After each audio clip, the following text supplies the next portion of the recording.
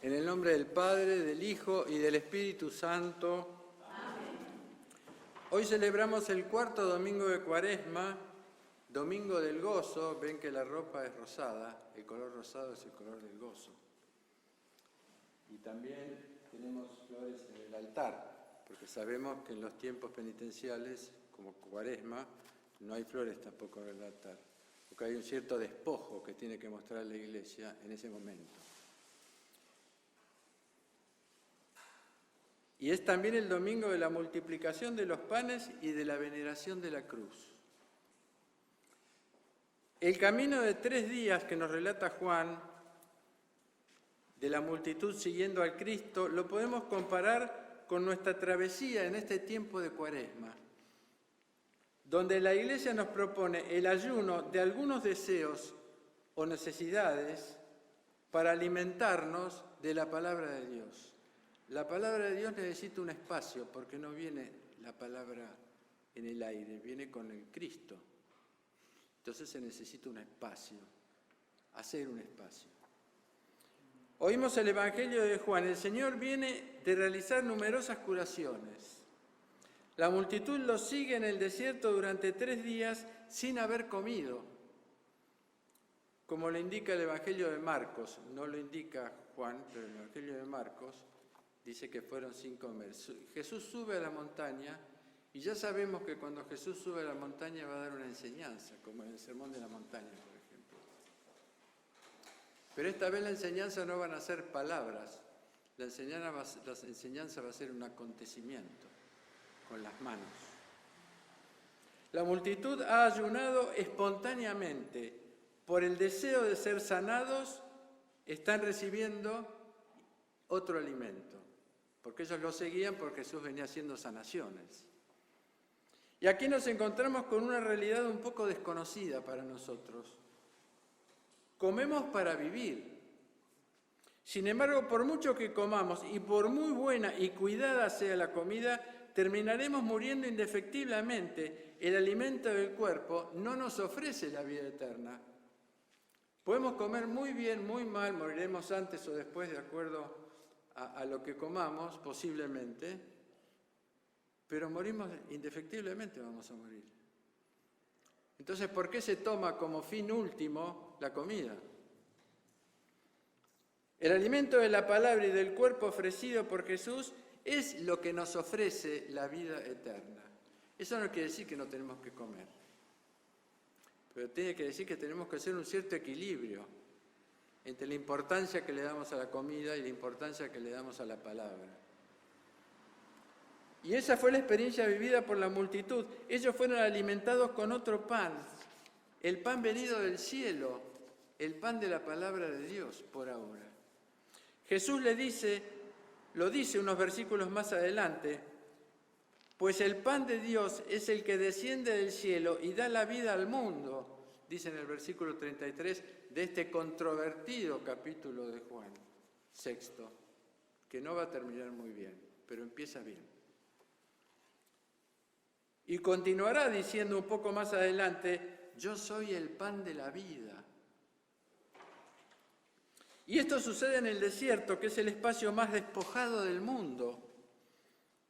Es el lugar ideal para que el reino de Dios habite en ese vacío y lo transforme en un jardín de palabras, alimento del corazón. Por eso el tiempo de Cuaresma es el mejor entrenamiento para vivir profundamente la experiencia de la comunidad en el Cristo. El desierto es el encuentro personal con nosotros mismos y con el Señor, pero también el desierto es el encuentro con aquellos que también permanecen caminando y oyendo las palabras de Dios como estamos haciendo ahora.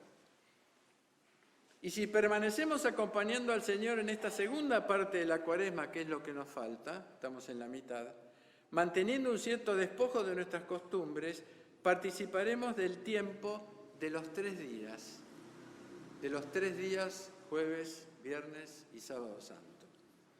Comenzaremos a vivir pequeños jueves santos en esta travesía de despojamiento, pequeños viernes santos y pequeños sábados santos en nuestra vida cotidiana, ¿Qué es la manera de acompañar al Señor? Al Señor lo acompañamos no con nuestra mente o con nuestra intención o con nuestro amor poco actuado. Lo acompañamos viviendo lo mismo, por supuesto, cada uno en sus posibilidades. Es decir, vamos a vivir pasiones, muertes y resurrecciones. Las pasiones son pequeñas pruebas que yo ya veo que muchos estamos recibiendo. Muertes, es decir, cambio de espíritu, metanoia, que se traduce como penitencia. Metanoia en griego quiere decir cambio de espíritu, que es una cosa mucho más amplia y más profunda. Pequeños cambios vamos a sufrir y gozar por los resultados, y pequeñas muertes, que vamos a tener cosas que vamos a tener que dejar de lado que son inútiles y no nos dan alimento. ¿Por qué? Porque en la iglesia cada uno tiene asignada su propia hora, que es la hora del despertar del llamado de Dios. Iglesia quiere decir convocatoria, llamado. La iglesia es el lugar donde el Señor nos llama. Y para llegar a oír ese llamado es el ayuno en nuestro espíritu de nuestras actitudes humanas, razonables y pragmáticas. No sirve el razonamiento, no sirve el pragmatismo si vivimos en el Cristo. Porque en el desierto también habita el maligno. Como nos lo indicó el primer domingo de Cuaresma, Jesús recibe las 3 tentaciones en el desierto. Y muchas veces respondemos al plan divino con respuestas mundanas, como respondieron los apóstoles al Señor cuando Él pregunta en el Evangelio de hoy, ¿cómo alimentar a tanta gente? Estaban en el desierto, no había kioscos, no había supermercados, no había nada. 5.000 eran. Jesús pregunta para probarlos, dice el Evangelio, ¿dónde compraremos para tanta gente? Y Felipe responde con un maravilloso pragmatismo, ¿cómo podrá alguien saciar a tanta gente aquí en el desierto? Es pragmático, es razonable lo que está diciendo. Y Andrés añade, ¿qué son 5 panes y 2 peces para darles de comer a tanta gente? Es también muy razonable. ¿No nos damos cuenta que como Felipe y luego Andrés, con la mirada pragmática y falsamente realista, están negando que nada es imposible para Dios? Y que en Dios nada es imposible para el hombre. ¿Acaso Jesús no había ya dado signos evidentes de su poder de sanación, que ya lo estaban viendo los que estaban, y de su capacidad de transformar el agua en vino, como vieron los apóstoles en las bodas de Caná? Sin embargo, el Señor, sin recriminaciones, les pregunta, pero también nos pregunta a cada uno de nosotros, ¿cuántos panes tenéis? Es decir, ¿qué y cuánto alimento pueden ofrecerles ustedes a la multitud?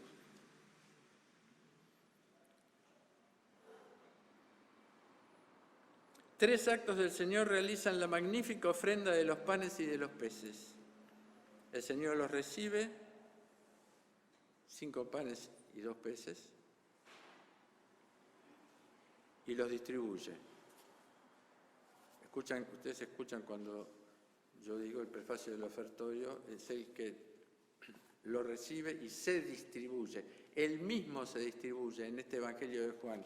En los otros evangelios hablan de que los apóstoles los distribuyen. Que significa lo mismo. Nosotros distribuimos lo que Él está distribuyendo. Son sus manos, en nuestras manos, las que distribuyen la comunión.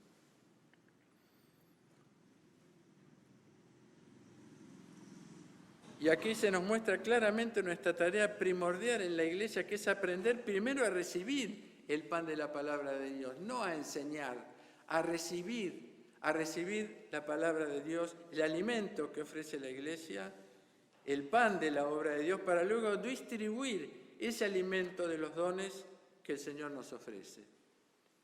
No es recibir para enriquecerme solamente, es el recibir para ofrecer. Por eso tenemos 2 manos. Con una mano se recibe y con la otra se ofrece. y posteriormente, como dice el Evangelio, guardar lo que sobra para que nada se pierda, que es el pedido del Señor a los apóstoles, es decir, recibir nuestra tradición de los primeros siglos del cristianismo, cultivarla y guardarla para poder transmitirla con fidelidad, es decir, para que nada se pierda en el camino de la transmisión, si la aprendemos profundamente con el corazón. Por eso es que la veneración de la cruz que haremos al final de la liturgia está íntimamente ligada a nuestra alegría. Es decir, pragmáticamente dice cómo es la alegría y vamos a venerar la cruz, que es donde Jesús va a ser. ¿Ves? Ese es un pensamiento pragmático.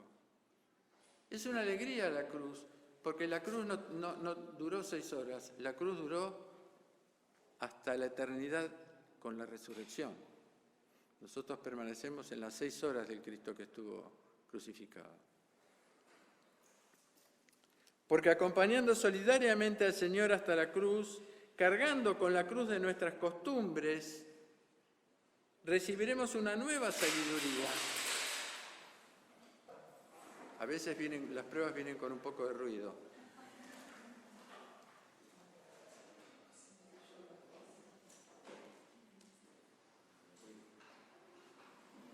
De pie, sentados, estemos atentos, en silencio.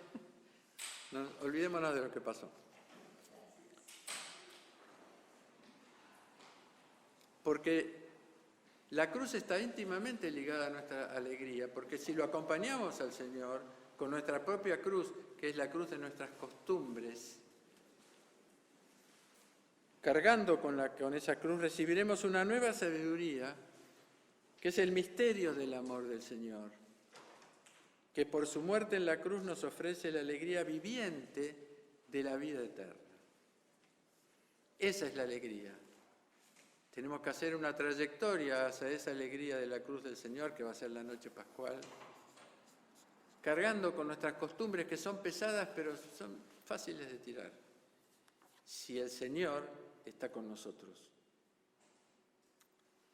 Dice un teólogo ortodoxo del siglo XX, amigo de Monseñor Jan, nuestro fundador, que cuando el ángel le dice a Abraham, nada es imposible para el Señor, comienza una nueva etapa, que es el nacimiento del judaísmo, pero cuando viene Jesús en el Sermón de la Montaña, Él nos dice, nada es imposible para el hombre conmigo.